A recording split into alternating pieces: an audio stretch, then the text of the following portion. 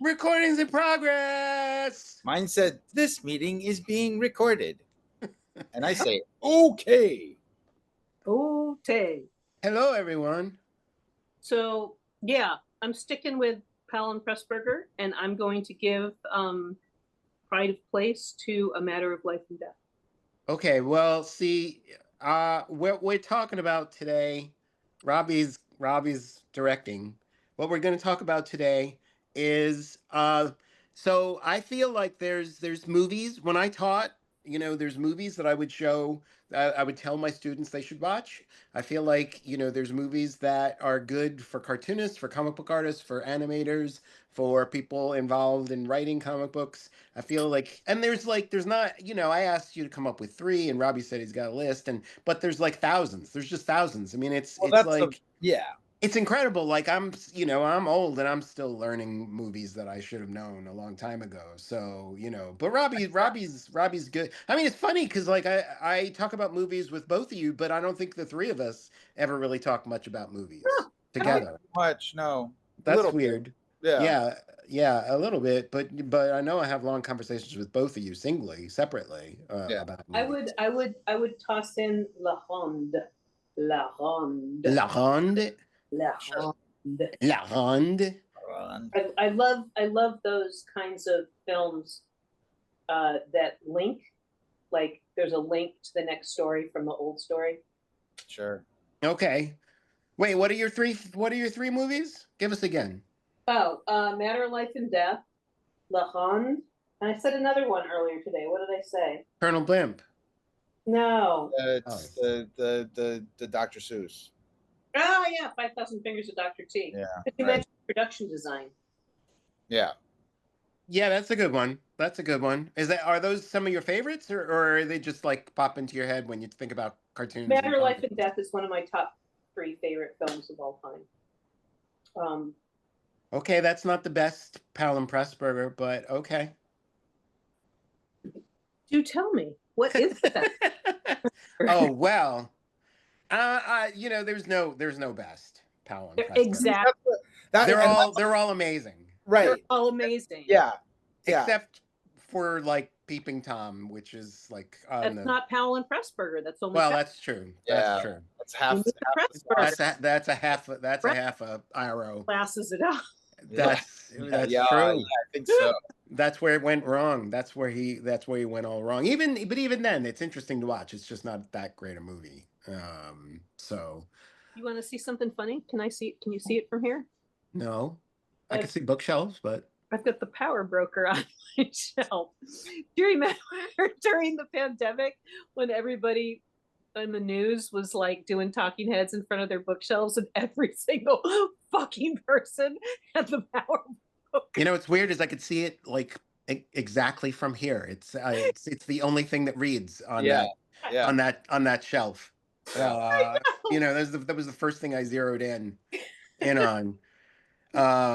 Well, you need to have it. If you're going to be on a Zoom, Karen, you need to have it. It's a great book. I'm gonna Photoshop mine in later. Yeah, but Robbie's just going to Photoshop Robert Moses' face right on top of his. Yes, I am Robert Moses. He is Robert Moses for the evening. Dude, what movies did you pick? I picked some. Well, that's so funny because I was trying to think, like, at first I was thinking, like, as a cartoonist, what's important. And then I was picking movies and I was like, well, like you were saying with Powell and Pressburger, I mean, there is no best. So I started the list and then I went back and I was like, I mean, I think all cartoonists need to have a pretty good understanding of Hitchcock. Yes. Storyteller, because there's even at his worst, he's better than almost anybody. This is true. I went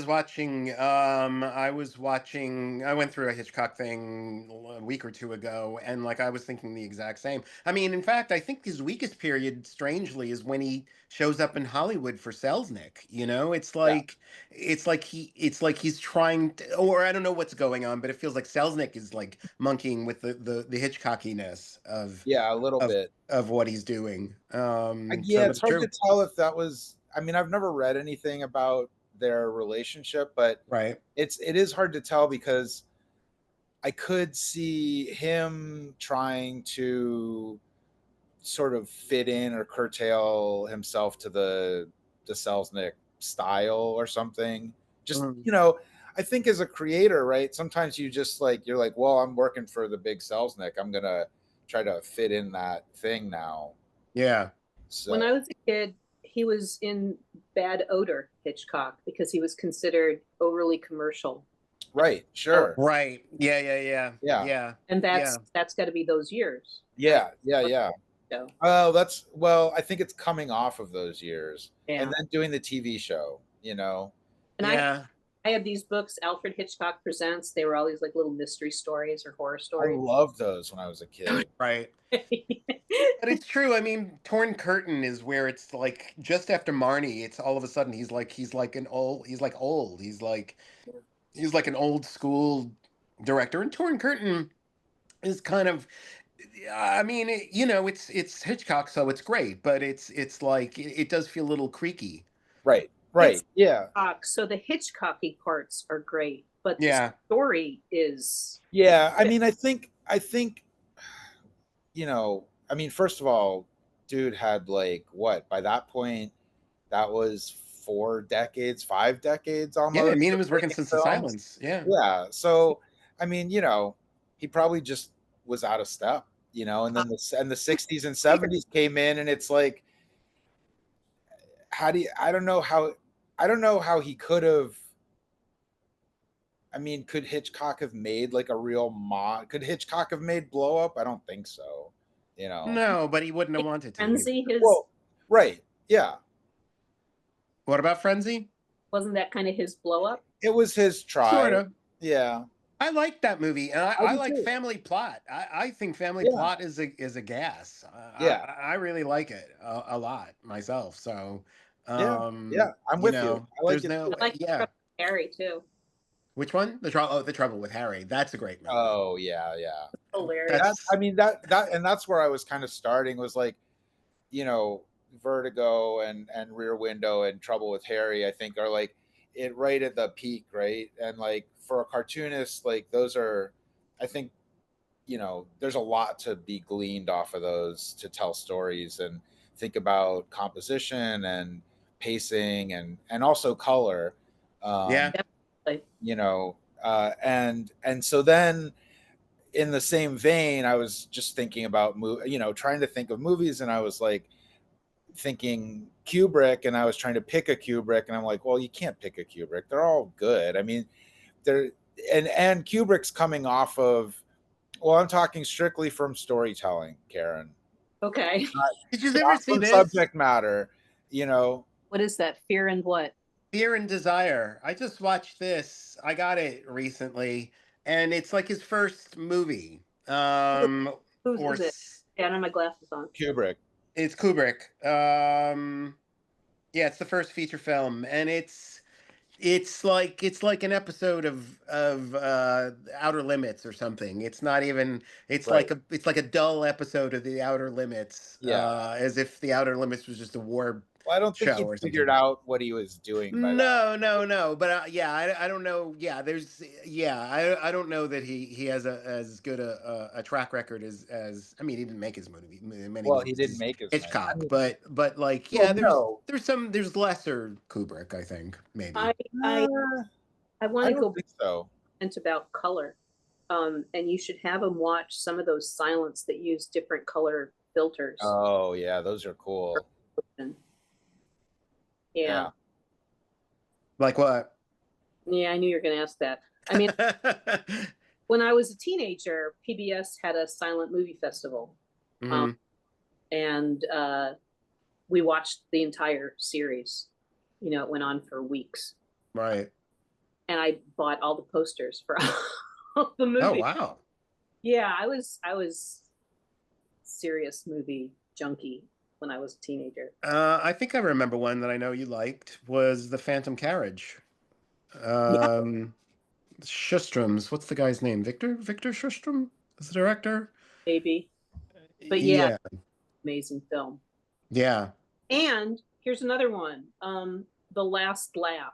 Not so much about color, but about telling a story without any words at all. Sure. Yeah. Not even Yeah, The Last Laugh is like, to me, The Last Laugh is kind of like He Done Her Wrong, right? It's like masterclass, milk gross, yeah. or Yeah. Moscow kind of, Yeah. And But when I it's not my favorite of his. not mine either. No, but But it's a great movie. it's a great And movie. again, I agree with Karen, like in terms of telling a story and like breaking down beats and breaking down sequences and figuring out like pacing of those things. It's really good at that. Right. Yeah. Right. I I mean, would and go ahead, Sunrise Karen. for framing. Sunrise, Yeah, Sunrise frames a lot of shots like they're old masters. sure. Oh my God, that movie's so Yeah, good. no, that's other level. Yeah. It's just insanely beautiful. And I think, you've got the Pabst and the Murnaus, and you could pick any of them, Right. Yeah, pretty much. Yeah. Yeah.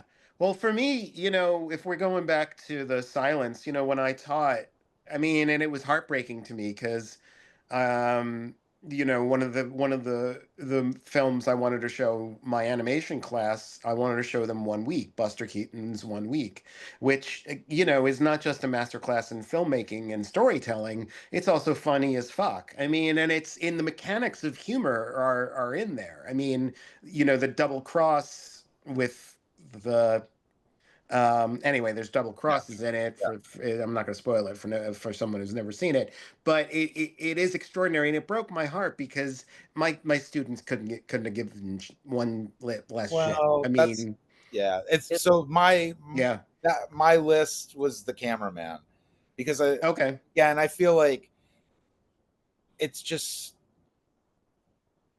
it if you want to learn how to tell a funny story, it's like, and again, pretty much all the classic uh Buster or Chaplin or Harold Lloyd, like they all do a really good job of doing that. But for me, the cameraman is like crystallized. It's everything. It's like him at the height of his power. And no, see, I think it's so good no, and so funny. And also no. story wise, it's pretty interesting. It's different than a lot of the other ones. Well, it's because I mean, it's his first heavily scripted Yeah. Mm. feature because it was an MGM movie, and that's how they would do things. So that's why for me, it's not pure But it's not, Buster. I'm not talking about like the pure essence of Buster. I'm talking about it as a movie unto I mean, itself. yeah, as a an exceptional piece of clockwork. It is Right. extraordinary. I Right. mean, it's a really really well put together film, for sure. Yeah. Yeah. And I'm with you. I mean, we're Buster fans, so even more than, I mean, I respect Charlie Chaplin, Oh, Buster. but yeah, Buster makes me laugh. Chaplin makes Yeah. me go, oh wow, that was really interesting. Well, I mean, the Buster makes me laugh. The funniest thing is like Lloyd of the three of them makes me laugh the hardest, which I Sure. think is Yeah, he really doesn't really do it for me. interesting. I feel like Keaton is always giving you something unexpected, whereas Chaplin is kind of playing on familiar riffs.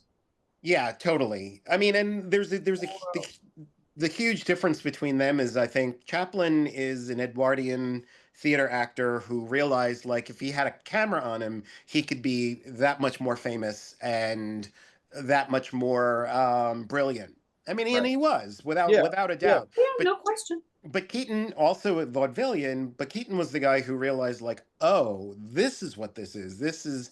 Right. This is what the medium is. I mean, it's Yeah, not just me being on stage being filmed. This Yeah. is me using all the elements of what cinema Right. does, which Right. is amazing. Yeah.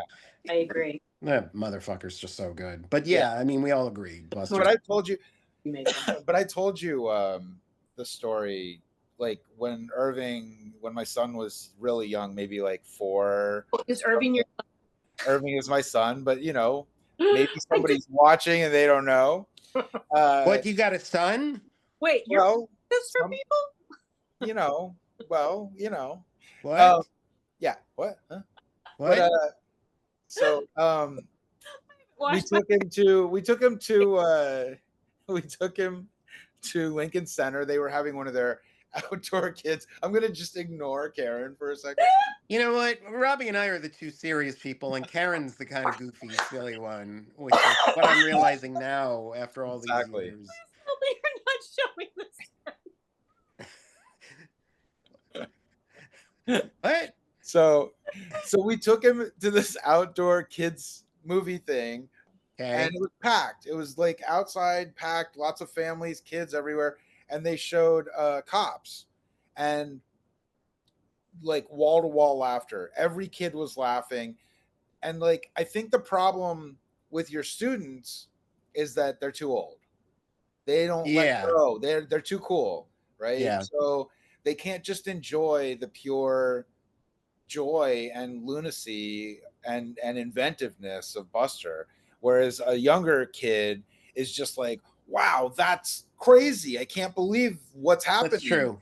Yeah, they were too sophisticated, I think. They were Yeah. college Little age. short that runs on TCM about how awesome silent film is. And one of their talking heads says that he had gone to a screening of a bunch of Keaton films, and the one where the house falls on him. Yeah, that's 1 week. Yeah. That's what I thought. So they're watching 1 week, and there's like an 8-year-old kid in the audience, and he is in hysterics. Yeah. Cannot stop laughing. Right. And, the same thing with the Marx Brothers. Sure. I introduced my nephews and my cousin when they were like between 7 and 10 to the Marx Brothers, hooked for life, laughing their asses off, even though they needed a lot of things explained. Right. Like, Right. what's Yeah. I mean, Well, look, I used to laugh at Joe Penner jokes in old Looney Tunes, and I didn't know who the hell that was, and I was an adult until I found out who Joe Penner really was. Actually, 1 week I think does have a house falling gag, but it's actually Steamboat Bill Jr. that has the famous house falling gag. Yes. 1 week the house spins. Yes. Yeah. Yes. That's and was just the guy saying this pure childish laughter just filling the auditorium, and that's just that's awesome. I did witness that in New York at the Film Forum. I saw it was Lloyd though. I saw Safety Last with a it was one of those Sunday matinees where it's tailored for kids, and they were they're howling, busting, right? they were busting guts. I mean, Yeah. they thought it was killer, and it was. That's a very funny movie. Yeah. So my cousin's actually my cousin's grandson was a very anxious kid. Oh. And he didn't think much of me because I'm such a goof, right? So eventually his mom explained to him, Karen has 3 master's degrees. Really? But then he treated me with a little bit more respect. But he was very anxious. Like anything would just he would tense up. So I took animal crackers up on a visit, and I said, Michael, let's sit and watch this. And his delight was so great. I went out to run to the loo at one point, and I saw his mom, and she said, there is no more beautiful sound in the world than Michael Berkson laughing. Ah. Yeah. That was the prescription that he needed. That's right. That's pretty good. Absolutely. Let me ask you. I have a couple of other movies, but how do you think, aside from having young children to show this stuff to and to make them watch, how do you think we can preserve this culture for young for the future, not even for young people. Because, like I said, my college student couldn't have given two shits. I think you got to get them young. Yeah. Uh-huh. I mean, my mom introduced me to the Adventures of Robin Hood when I was 7. Oh my God, what a good movie! Like television. Oh, So that. Wow, Mom, it's so beautiful in black and white. Just like it was such a spectacle. It is a spectacle, even in black and white. Even in black and white, spectacle. And from that moment on, all I wanted to watch was old movies. I didn't care so much about the new stuff. And yeah, but I think that we would get my sister and I would sit down with the New York Times TV supplement, and we would go through and look at all of the $1 million movies, 4 o'clock movies, 4:30 movies, and circle all the ones that we wanted to watch so that we would know to be home and in front of the TV when they came on. And I had all those like films of Cary Grant, films of Betty Davis, films of Gary Cooper, films of Robert Moses. The films of Robert Moses. And I memorized that shit. This is before the internet. It's really tricky. Yeah, that's what I was gonna say. That's the problem.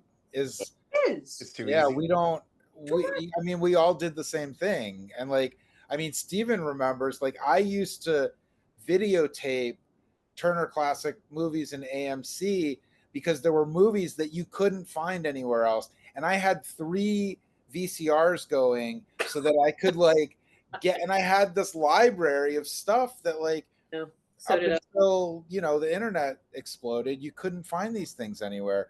I used to find a lot of them. Yeah, but you can find more and more, and also nobody cares anymore. Nobody cares like we did because they have so many options, and they have TikTok, and I think I've told both of you, I watch Irving go through TikTok like it's, he's just thumbing through a deck of cards. I mean, it's so fast, and he's dying laughing, but it's just he doesn't even finish the joke.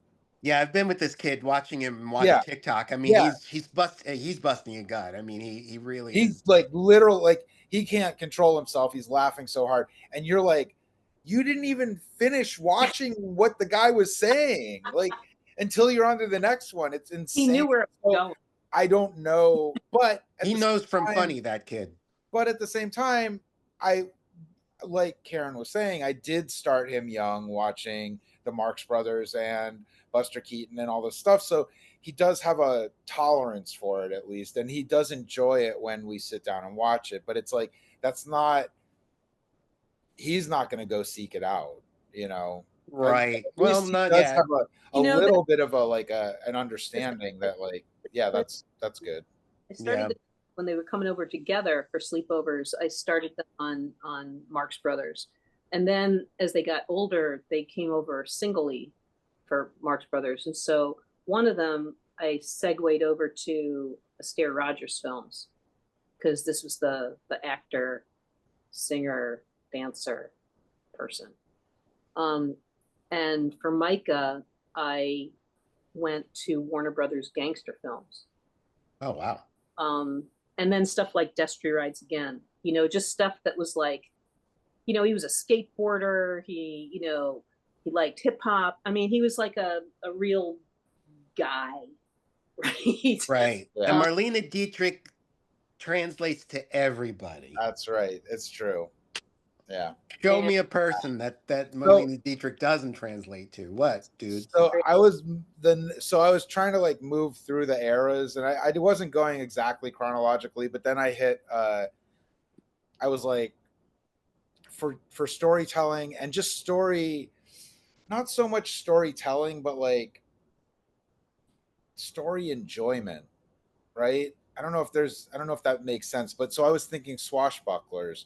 And then I'm so Michael Curtiz to me is one he's a very solid storyteller. His movies are really well constructed, really beautifully composed shots that add up in not just in a pedestrian way, but it kind of in a beautiful, surprising, flowing way, right? And in a way that you don't think about because it's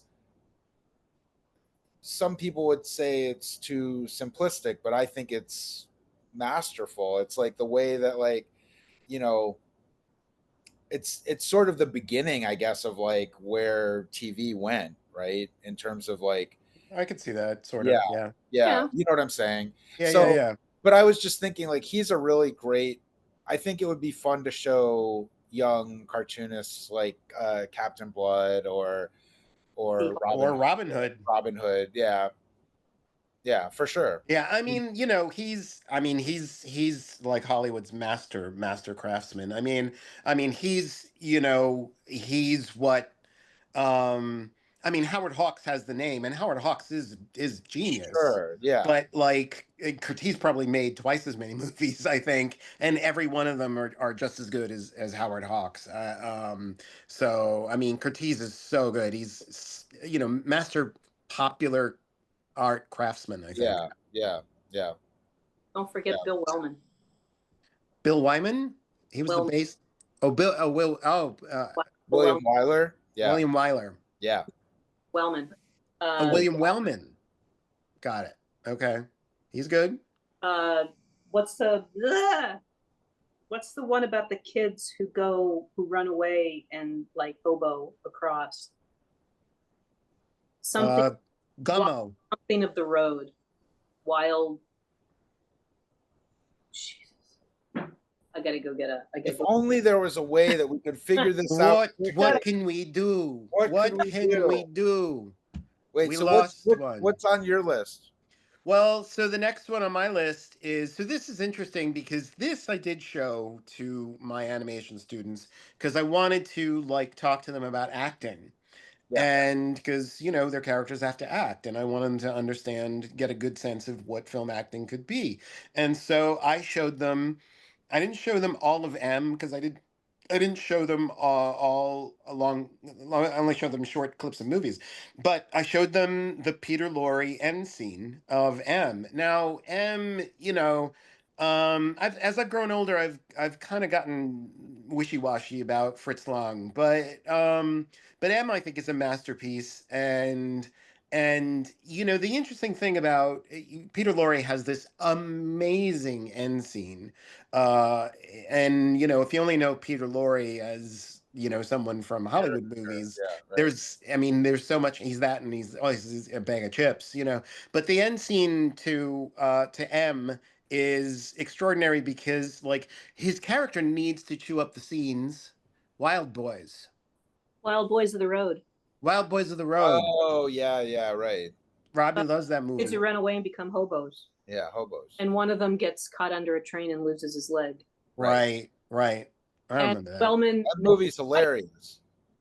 Wellman met his Robbie wife. loves that part. You know, the thing with pre-codes is they told amazing full stories in like 70 minutes. Oh my God, so good. I mean, so effectively. Ability of storytelling. Yeah. Stripped down to the basic. You know, and stuff like Night Nurse. There is like so much going on in that, and it's such a short film. Yeah. I just was watching. Oh shit! What was it called? I was just watching some really like third-rate. Like I don't even know if it was Warner Brothers, but it was. Oh my God! Why am I spaced out? Sorry. Columbia had the best. Maybe it was Columbia. Yeah. Pre-codes. Columbia had the breasts. Is that what you're talking? Columbia had the best breasts in pre-codes. That's true. Right. I think.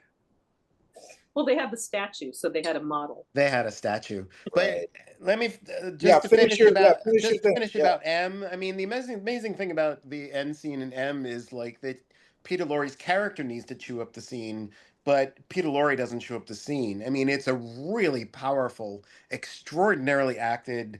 Really, I mean, he's a monster essentially, and he pleads his case, if not effectively, quite touchingly, quite powerfully. And he knows it and he's horrified by it. Right. Yeah, that's the thing that's amazing is he goes through this range of emotions and you see it all play out, and it's like it's just incredible to watch the transformation, right? And watch him grappling with all that shit. And Yeah. yeah, it's deep. It's deep. Yeah, yeah, yeah. Yeah. You know what? But it's not a caricature. It's fully No, realized. it's a fully realized Yeah. character. It's amazing. And you know the interesting thing is my students like were mesmerized by that. Well, yeah, sure. Like That makes sense. that they really took in, and their jaws were open, like they'd never seen anything quite like that. And I think it was probably probably some of, well, it was sound, and so it wasn't as alien, but I think some of the alienness was appealing to them, that it was German, that it was black and white, that I think some of that kind of fucked with their heads a little bit, to a degree. I mean, the Good. more art students, Right. yeah, they Yeah. were art students, and so they were like, oh, fuck, there's Yeah. shit out there that I don't know Well, about. the Germans are always going to appeal to art students. I mean, they're, for lots of As they reasons. should. Yeah. Yeah. This crazy, oh shit, I didn't even realize this. This crazy, I was looking for something to watch the other night and I didn't want to watch something long. It was called Private Detective 62, which was a William Powell movie. And it clocks in at 1 hour and 6 minutes. And Oh I'm shit, telling that you, shit's so good. That shit's so good. so This is good. You But wait, I'm just I'll looking be at right it. back. You Yeah, guys go. yeah. I'm just looking at it. I didn't even realize Michael Curtiz directed it. That's why it was so good. there you go. And Yeah. why it was I didn't even realize 1933, I think. And it's just so tight. It's just Stephen we're talking. Lila's got a couple of movies she wanted to tell us about. She wanted to, do you remember that movie like meow meow meow meow meow meow? There's that scene where meow. Oh, you've got her attention. Hi, baby. Hi, Lila. But yeah, it's just amazing to me, those old movies where you're like, they told the whole freaking story. And the thing, I was talking to some kid in the shop the other day. We were talking about movies, and I'm like, the great thing about those old movies is they just end. There's no like we have to figure out the part of the story about the soda jerk in scene 3. What happened to him? What's Right. his? No, who gives a shit? It's Yeah, like 9 or 72 minutes. yeah, the story's over. Move on. Like let's You paid your nickel. we're going to the Mickey Mouse short It's now. it's time for the next short. Yeah. You know what else? I don't know if Stephen can hear us, but Right. you should put them through like all the stages of A Star Is Born, like starting with What Price Hollywood, which is such a great film. Yeah. Some unbelievable camera techniques that Sherman uses in that just take my breath away. So What Price Hollywood, then the first Star Is Born with Janet Gaynor. Janet Gaynor. Yeah, I knew Janet, but I couldn't get it to the Gaynor. Janet Gaynor, and Gloria then Gaynor. Billy Garland, and then the Barbara Streisand, and then the Lady Gaga. And it's like compare just the running times, and how Yeah. much Right. gets added on in every decade. It's unnecessary.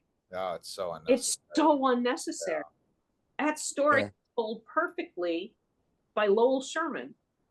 Yeah, well, I mean, Robbie and I remember when comic book stories could be like epics in 8 pages. So, yeah. So that's a thing. Things are kind of overblown now, for sure. What's next on your list, dude?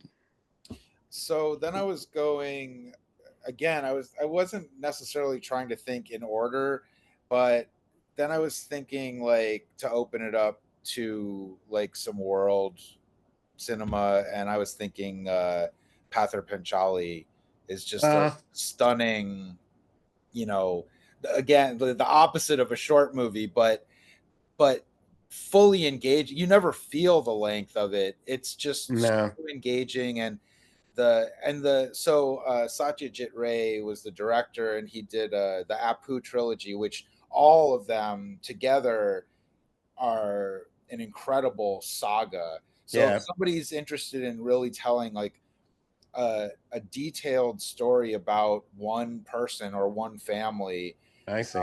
That I think would be a really interesting thing. Obviously not something you could show somebody in a class, but as like an assignment to say go check these out. Like I think the storytelling in those movies is incredible. I mean, it's so Yeah. natural and flows so beautifully.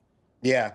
Yeah, I thought of Patapachali too. It's I mean, and I like the way you kind of framed it because I couldn't I mean, outside of it being just like, astoundingly beautiful and touching and a beautiful film, and the trilogy is too. Like I couldn't think of a way to like frame it as like, well, you should really see this. I mean, you should just see it because it's so fucking Yeah, good. yeah, But yeah.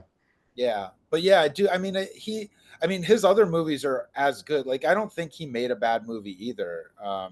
I just think that's a great starting point, and then you can sort of go into some of his other work. Um, and then, Ozu, Tokyo Story. yeah, I was gonna say, yeah, Ozu would definitely be on my list. Ozu It's like just a bottle episode, right? I mean, it's like just in this small space, and they're talking to the camera as if you're the person they're talking to. Yeah, It's his staging is extraordinary. I amazing. mean, he's one of the only directors that actually has his characters speak directly to the screen, and it is really powerful. And like I was gonna pull up what is oh shit, now I can't think of the title. Good morning. Um yeah, his yeah, color movie, just in yeah, terms of, it's almost like a comic strip. It's like a living comic strip because it's color, it's beautiful in color, and this his staging is so particular. It's he's so good, yeah, Ozu. yeah. I So saw. I don't even know how, but I there was an Ozu festival at Berkeley, and I'm spacing on the guy's name now, but the guy who basically wrote the books about Ozu and broke it all down was there moderating and gave a talk afterwards, and he told like he filled us in on all the tricks and everything, and there was like a whole thing about Ozu's camera height, like it was all stationary, and it had to do culturally and like with a Zen kind of idea of like this is the preferred height that you should shoot from, and it not moving the camera, like there were all these things in place that sort of forced him to tell the story in that way, but hmm he sort of used all those restrictions as a way to uh, almost more fully engage with the telling of the story. yeah, I mean, it It's just all totally framing. works. It's all framing, and Yeah, like just watching the characters interact with the frame in a way. yeah. Sometimes there's not even characters in his No, it's scenes. just a Some shot of a bridge or something. yeah, or a kitchen or something like that, Yeah, and it's But really that's really manga. beautiful. Manga does that too. That's one of the right.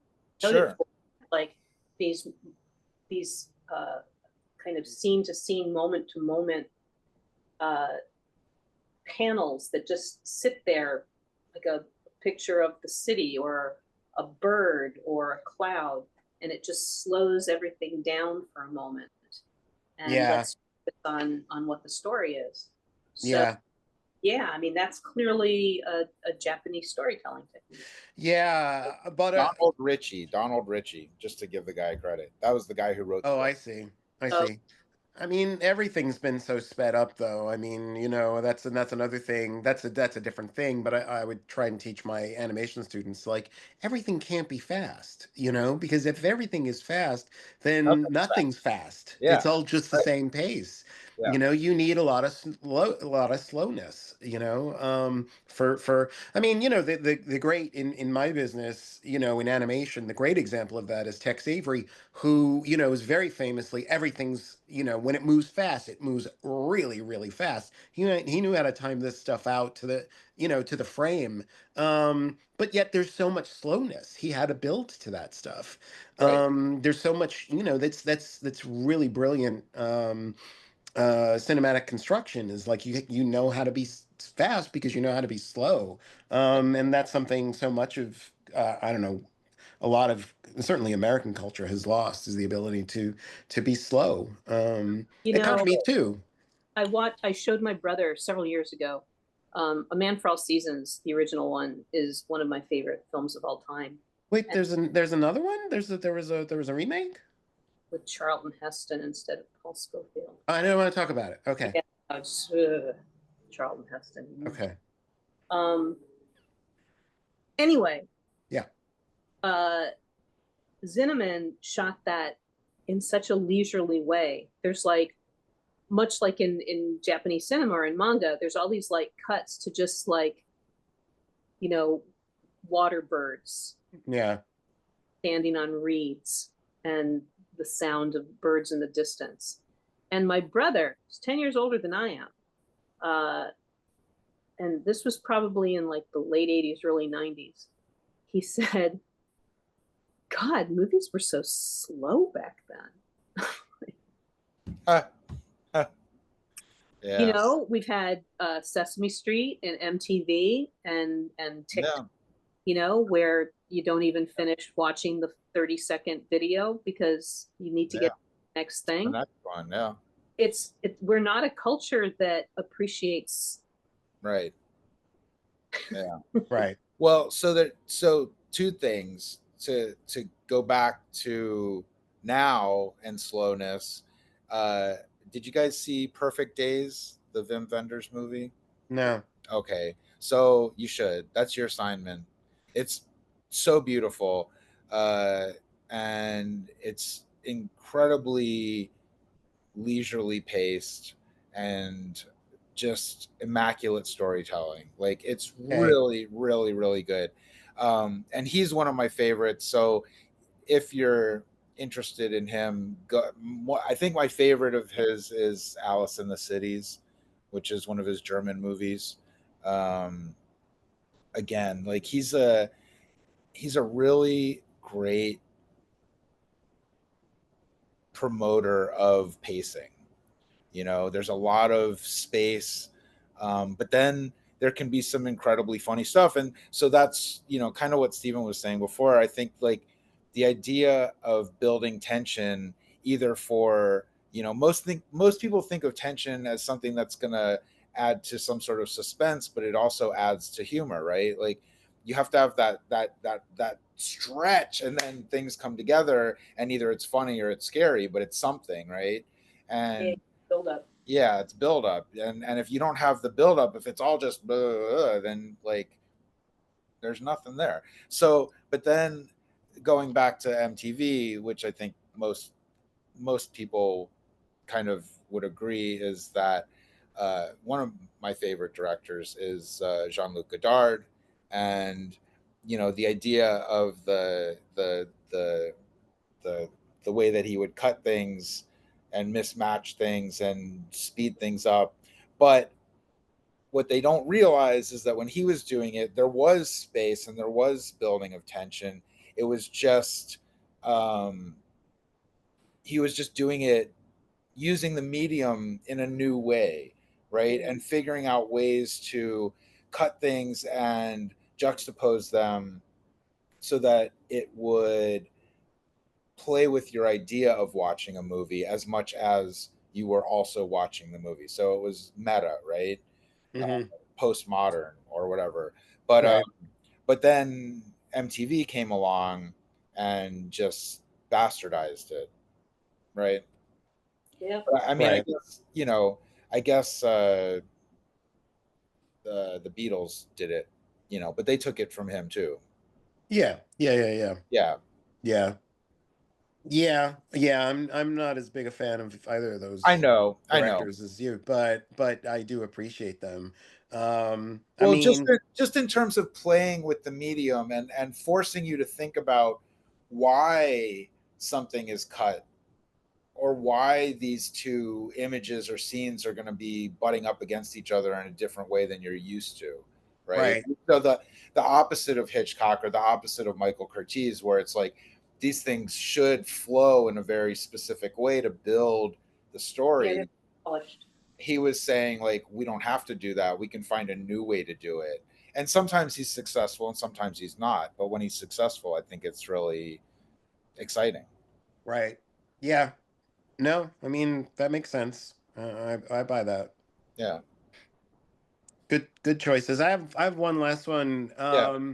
And again, this is sort of for acting, but it also kind of goes along with I don't know why it just popped into my head, but it goes along with the it's the opposite of the fast, furious, huge acting and stuff like that. And it's Wanda by Barbara Loden, which is Hmm. such a good movie. I don't know this movie as well as the other two movies that I've spoken about, but I saw it for the first time like a few years ago, and it's and I grew up in the '70s, and I love '70s cinema. And this is about as good as '70s cinema as you can get. I mean, it's hard to describe the movie. It's a story about a woman who's essentially sort of lost. And Barbara Loden was married to Elia Kazan, and she was just a really, really attractive actress, but she goes out and she directs her own movie and she stars in it, and it's hard to describe because there is crime in it, but it's not a crime movie. It's mostly about being lost, but it's so beautifully acted. It's so low key in the amount of fucked up things that actually happen, which they actually do. I'm reading the plot. It's unbelievable. It's just Yeah. like a Oh, have you never seen it? no. I can't Oh, you should recommend this watch movie it. highly enough. It's Yeah, it's it's so great. good, Karen, Yeah. and Barbara Loden is so good in it. It may well be, a lot of these movies, of course, I know because of my obsession with the Criterion Collection. So it might just well be on the Criterion Channel, because I don't. It's not beholden to like 20th Century Fox or Paramount or anything like that. It's Pro- already on my to see list. it's what? It's already on my to see list. There you go. Did you watch it yet? Nope. That's why How it's is it? to see list. Okay. See list. All right. Well, Well, that's that's so sort of where you're going with that. I mean, I think we have to give a nod in terms of acting and like, yeah, that kind of nod. Yeah. yes. Yes. Yes. Yes. Yes. I mean, I think we have to talk about Cassavetes a little bit. Do You we know, have to? yeah, a little bit because Okay. in terms of acting and just rawness, I think something like Faces is insane. I think there's a lot that you could, as an artist, as a cartoonist, if you watch that and think about how you want characters to interact with each other, it's so tight, it's so close, and obviously it's a mess emotionally, and there's so much. I'm not even talking about his style of directing actors as much as the acting that's going on in the scenes. Does that make sense? Sort Yeah. of. I mean, the thing I would say, I mean, I wouldn't go to Faces. I would go to the movie that you and I first encountered together, which was Woman on the Shadows. Verge. Oh well, woman. Yeah, yeah.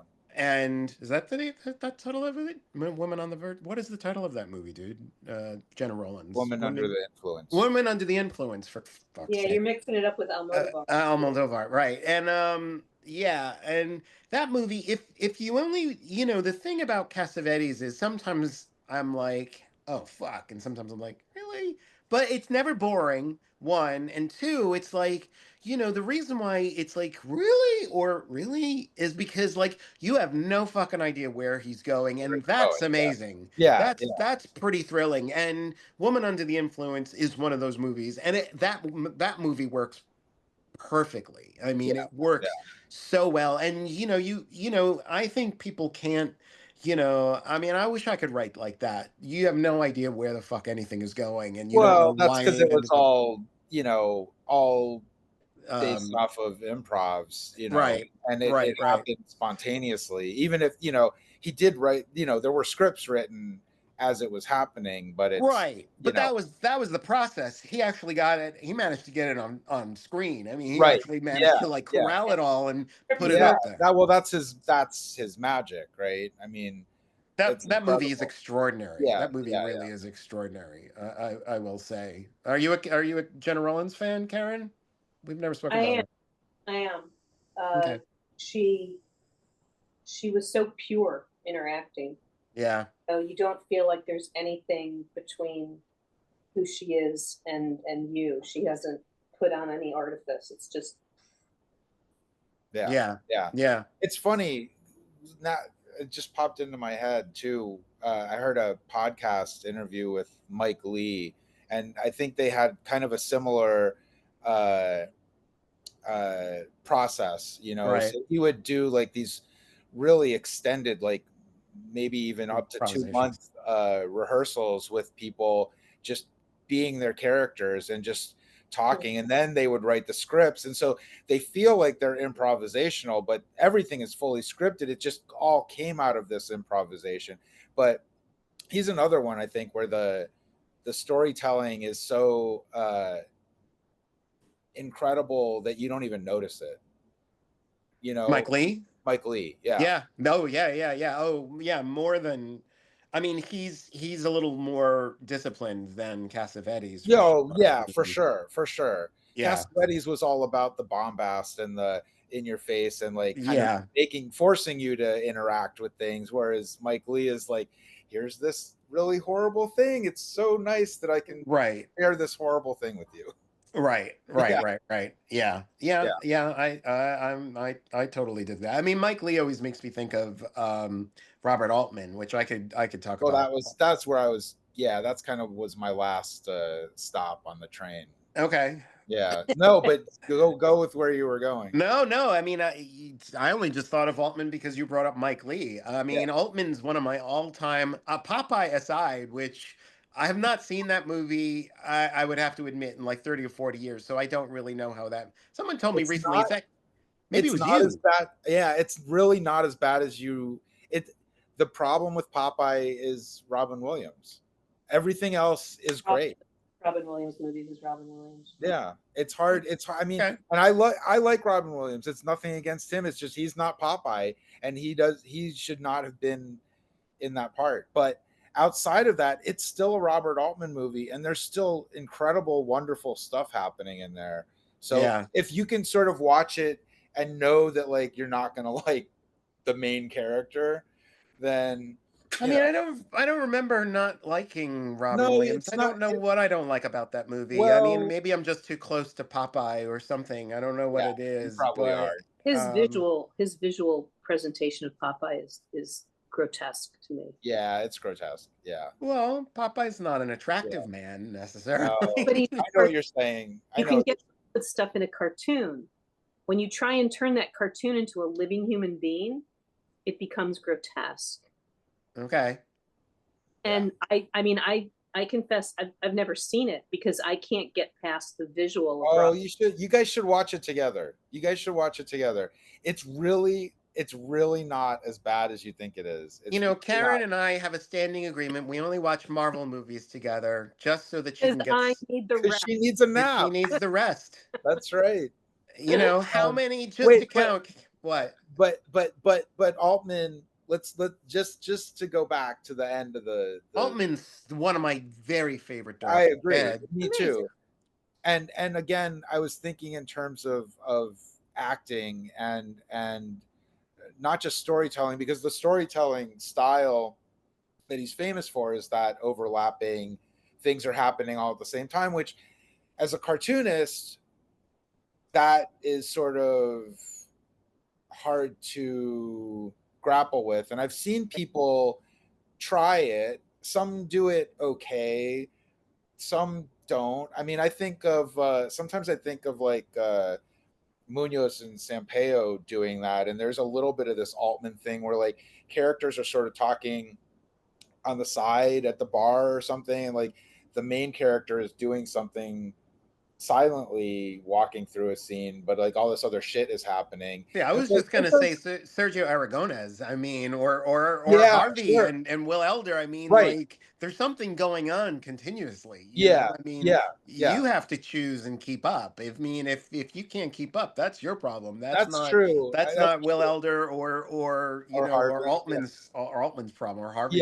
Kurtzman's yeah, problem. yeah. Yeah, Right. right, for sure. Yep, But yep. outside of that, for like any of us mortal human people who try to grapple with this stuff, I think what you could glean from Altman as a storyteller and taking some of the acting is that the way he uh,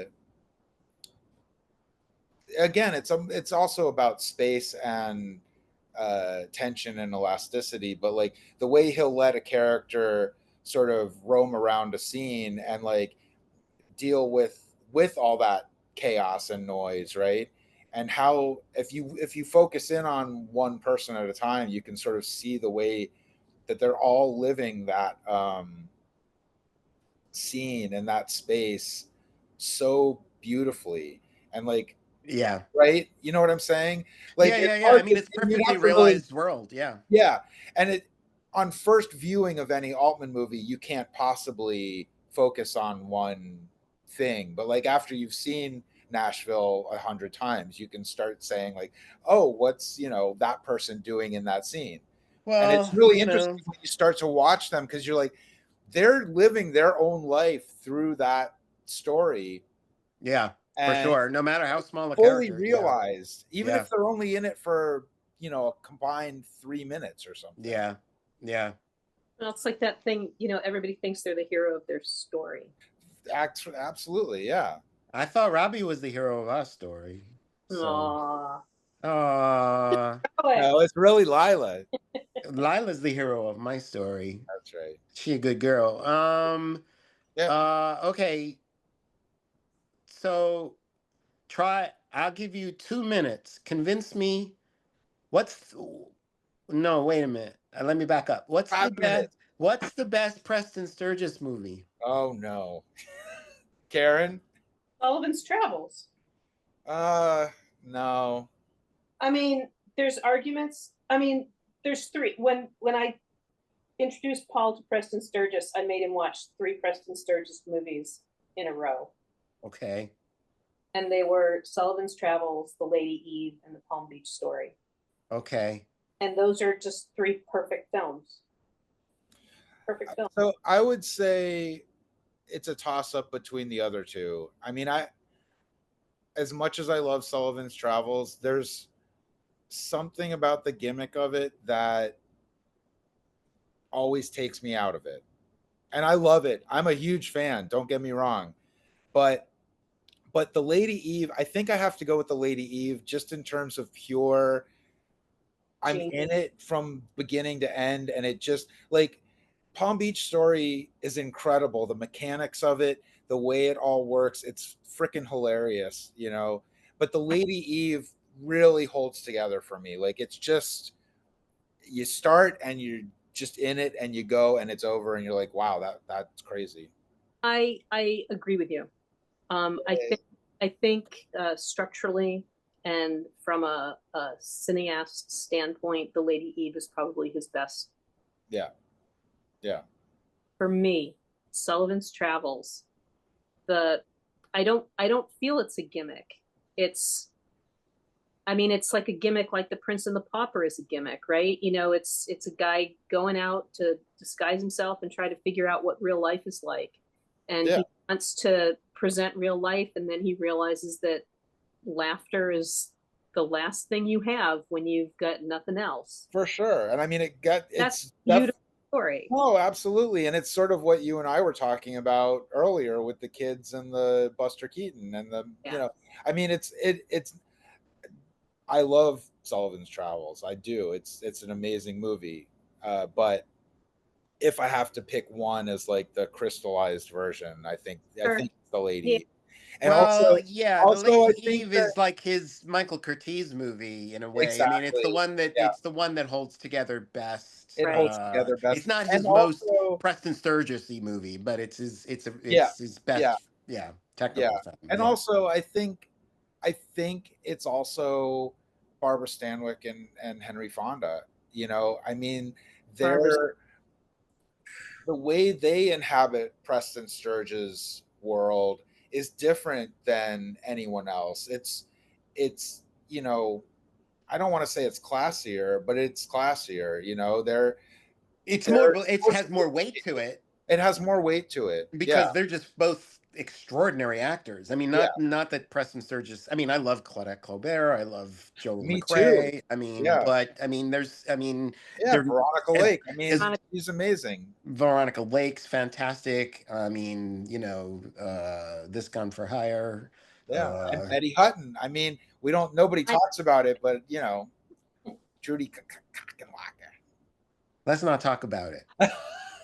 still can't believe that film got past the Hayes office. I know, it's incredible. It's how did that? See, I love that. Might be my favorite in terms of wackiness and lunacy. Oh, I think No, yeah. Robbie just likes that movie best because we had an incident at the film forum when we saw it, like 40 years ago or something. when we were zygotes.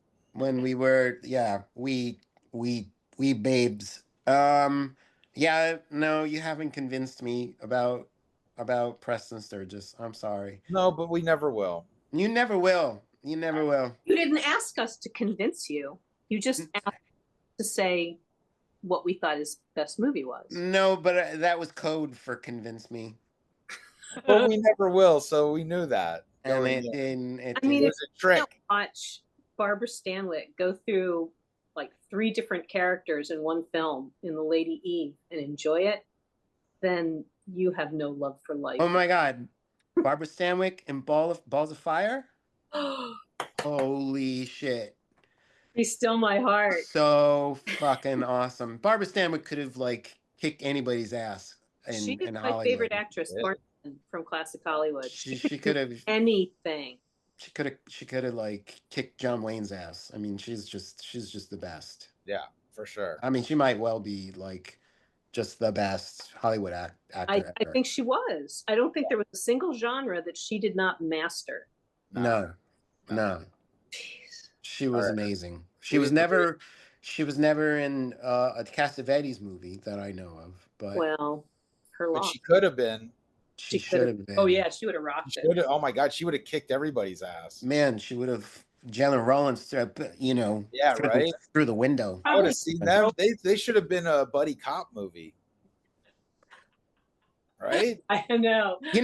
Gloria is one of the Cassavetes Gloria is movies that amazing. barely holds together, and that Barely. movie's fucking amazing. Yeah, yeah. Cassavetes. I mean, us Italians have a lot of problems, but anyway, well, I mean, I appreciate that we talked about movies. It was more sprawling than I was gonna create links and shit for all the young people because I have a lot of young followers. I don't know if you know. Are you seriously gonna broadcast this? I was gonna. Yeah, it's gonna be broadcast Know that? to Lila. Lila's gonna watch it. You look beautiful. I like your big drink. L'chaim. L'chaim to life. Okay, I'm gonna stop it now. Okay, thank you. Okay, bye. No, don't put your finger there. Boop. I'm gonna stop it. I Stop it. booped you. No, don't do that. Stop. Stop.